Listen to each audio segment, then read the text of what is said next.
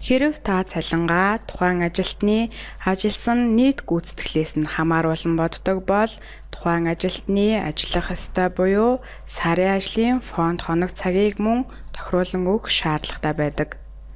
Ингээд та сарын ажлын фонд хоног цаг болон ажилласан хоног цагийг зөв оруулан цалингаа бодоход цалин бодолд амжилттай зөв бодогдох боловч дахин шүүх товчийг дарахад сарын ажлын хоног, сарын ажлын фонд цаг автоматар солигдоод байвал тухайн үзүүлэлтүүдийг эдийн засгийн ухаанлыгаас автоматар татна гэж тохируулсан байна гэсэн үг юм.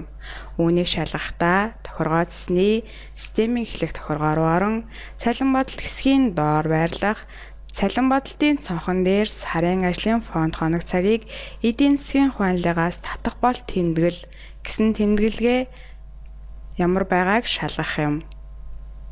Хэрэв уг тэмдэглэгээ тэмдэглэлээстэй байгаа тохиолдолд та цалин бодолтын цонхон дээр сарын ажлын фонд хоног цагийг оруулахдаа эдийн засгийн ухаанлыг ашиглах шаардлагатай гэсэн үг юм.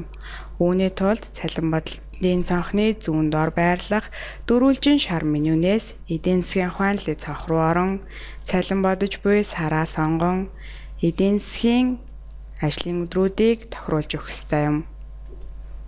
Маусны баруун товчийг даран өдрийн төлөвийг солих цонх руу орсноор амралтын өдөр, баярын өдөр, олон нийтийн ажил, хагас ажлын өдөр гэх зэрэг ажлын төлөвүүдийг сольж өгөх боломжтой бөгөөд энэ дээр тохируулсан ажлын төлөвүүд нь цалин бодолтын цонхны сарын ажлын фонд хоног цаг руу автоматар очих юм.